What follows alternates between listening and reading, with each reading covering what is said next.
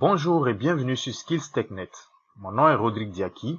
Aujourd'hui, nous allons apprendre à calculer manuellement les sous-réseaux IP grâce à la table magique. À la fin donc de cette présentation, vous serez capable de calculer simplement les sous-réseaux IP, déterminer les masques de sous-réseau, trouver le sous-réseau auquel appartient un serveur ou un groupe de serveurs à partir de leurs adresses IP.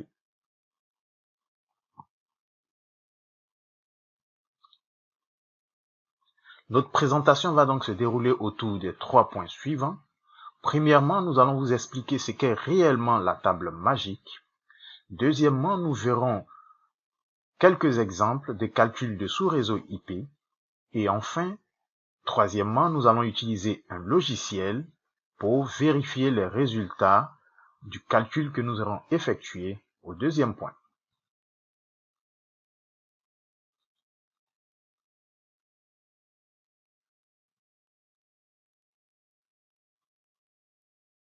Notre présentation s'adresse essentiellement à tous ceux qui sont candidats à la certification CCNA et qui auront donc besoin de maîtriser parfaitement le calcul manuel des adresses IP parce que figurez-vous que quand vous irez en salle d'examen, vous n'irez pas avec vos calculatrices ou alors vos cellulaires ou avec un quelconque document qui va vous aider à calculer les adresses IP. La méthode qui vous convient donc, c'est la maîtrise parfaite de la table magique. La table magique se présente comme suit. C'est donc un tableau de 10 colonnes et de 9 lignes. Donc, dans la première colonne où c'est écrit bits, tous les chiffres qui sont référencés ici représentent donc des bits. Dans la deuxième colonne où c'est écrit total, tous les nombres qui sont référencés ici représentent donc une partie de ce qu'est le masque de sous-réseau. Et à droite, nous avons tout simplement des chiffres et des nombres. Alors, à quoi correspond donc cette disposition? Nous savons tous que dans la présentation de IPv4, chaque nombre qui constitue une adresse IP est codé sur 8 bits.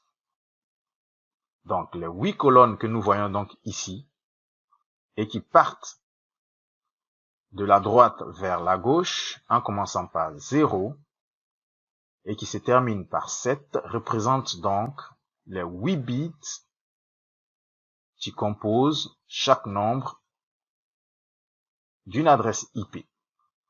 Donc, pour reconstituer rapidement cette table, il suffit de faire un tableau à 9 lignes et à 10 colonnes.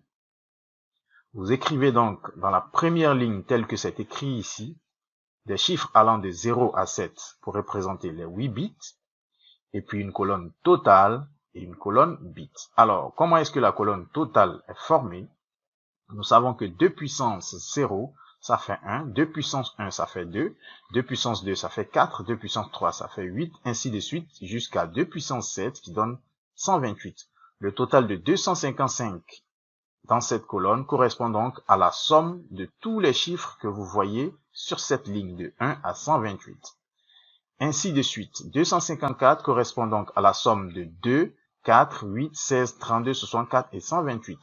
252 correspond à la somme de 4, 8, 16, 32, 64, 128 et 248 correspond à la somme de 8, 16, 32, 64, 128, ainsi de suite jusqu'à la fin. Dans la colonne à l'extrême gauche sont représentés donc les différents bits que nous allons manipuler.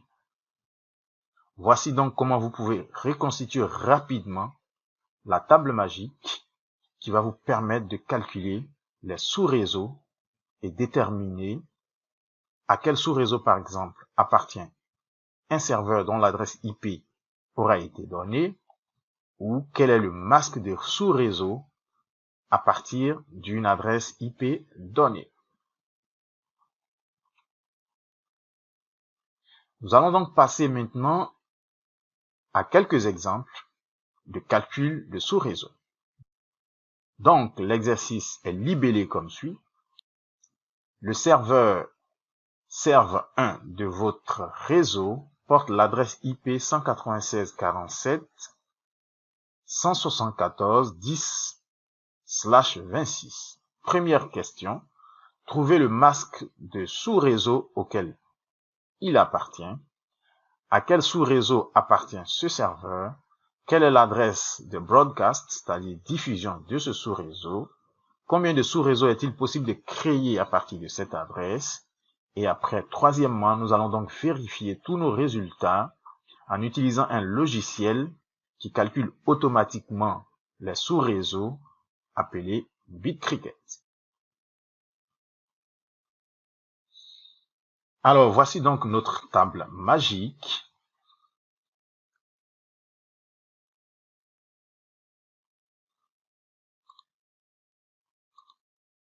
L'adresse IP qui nous a été donnée, c'est donc 196.47.174.10/26. Pour calculer le masque de sous-réseau, nous allons procéder comme suit. Nous allons donc considérer le /26 qui correspond donc aux 26 bits de notre masque de sous-réseau. Nous savons que le masque de sous-réseau est constitué de 4 nombres qu'on peut appeler x1.x2.x3.x4. Donc, nous allons décomposer les 26 bits comme suit. Donc, nous savons que, de façon arithmétique, 26 bits est la somme de 8 plus 8 plus 8 plus 2. Donc, 3 fois 8, cela fait 24, plus 2, ça nous donne 26. Donc, les 3 premiers 8 que nous voyons ici correspondent aux 3 premiers groupes de nombres qui se trouvent à gauche de notre masque de sous-réseau.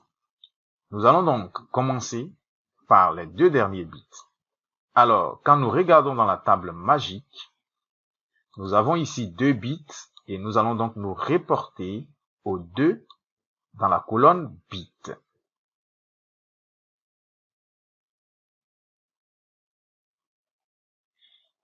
Et dans cette colonne, nous allons également nous référer à la ligne que voici.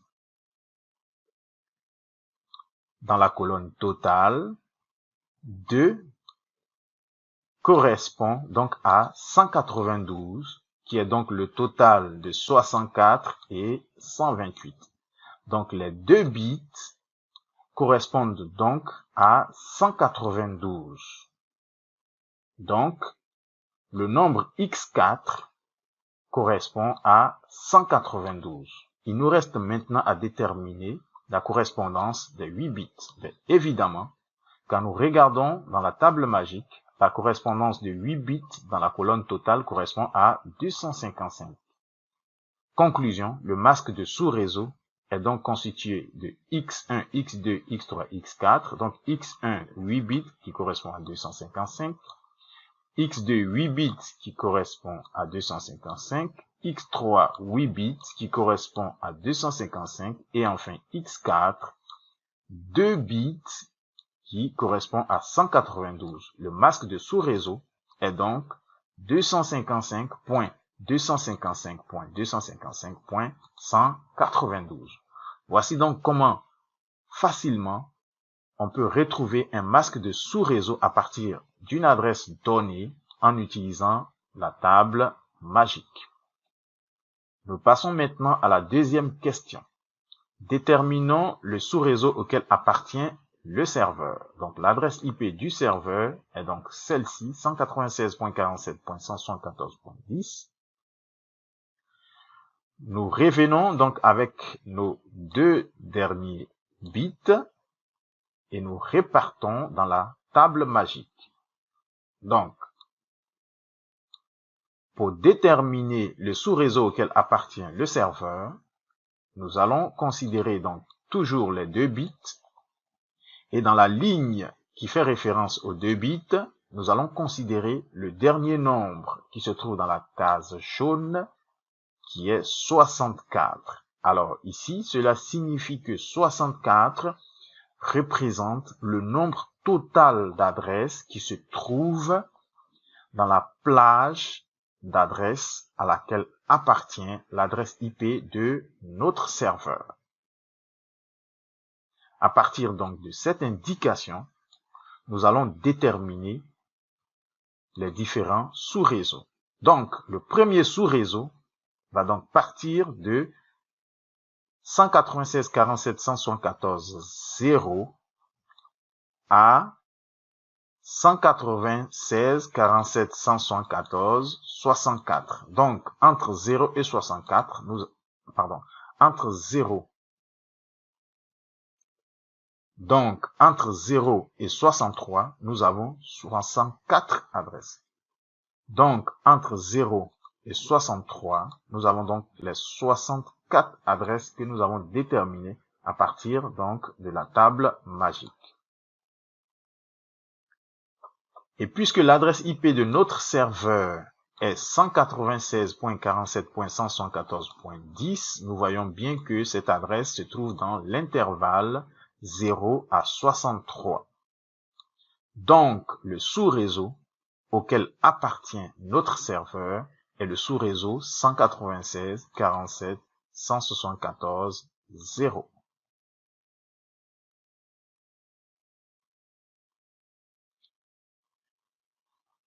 La troisième question est, quelle est l'adresse de broadcast de ce sous-réseau? Donc, nous savons très bien que le broadcast correspond à la dernière adresse du sous-réseau. Et la dernière adresse, c'est donc 196.47.174.63 qui représente l'adresse de broadcast de notre sous-réseau.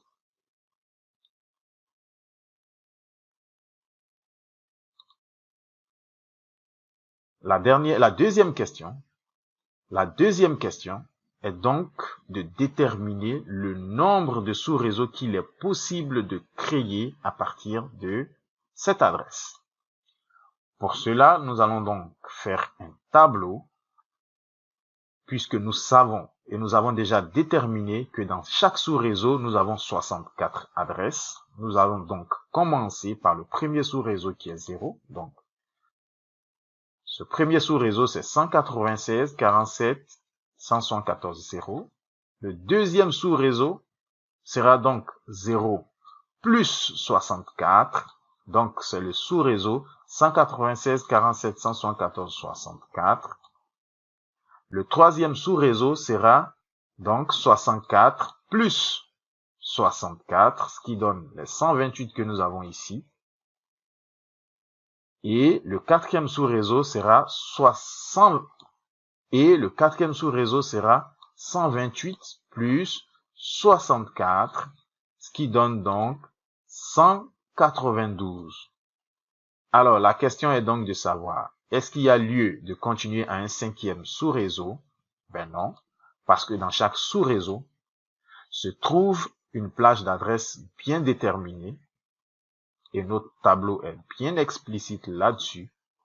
Donc, le premier sous-réseau, qui est le sous-réseau 196.47.174.0, commence donc par l'adresse IP 196.47.174.1, qui est la première adresse utilisable, et 196.147.174.62 est donc la dernière adresse utilisable. Donc l'adresse de diffusion, c'est bien 196.47.174.63.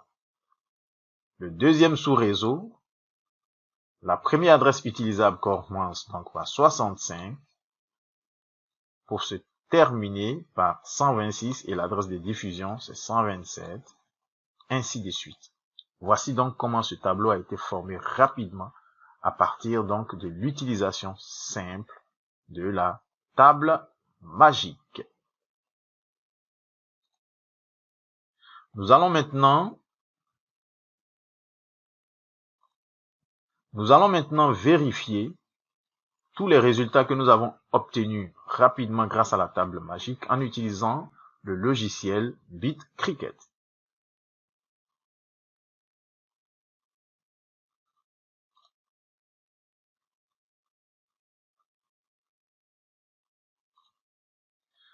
Voici donc notre logiciel BitCricket.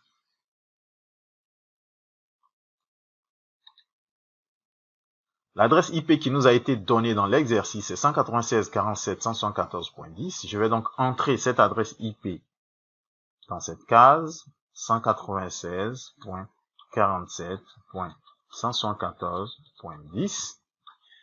Et grâce au masque de sous-réseau que j'ai trouvé, qui correspond donc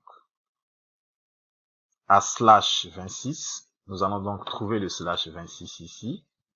Voilà, /26. Donc tout de suite, nous voyons que /26 correspond au masque 255.255.255.192. C'est ce que nous avons trouvé ici. Donc notre première réponse, selon BitCricket, est exacte. La deuxième réponse, c'est donc à quel sous-réseau appartient notre serveur. Alors, la ligne que vous voyez en bleu dans ce tableau détermine donc le sous-réseau auquel appartient notre serveur.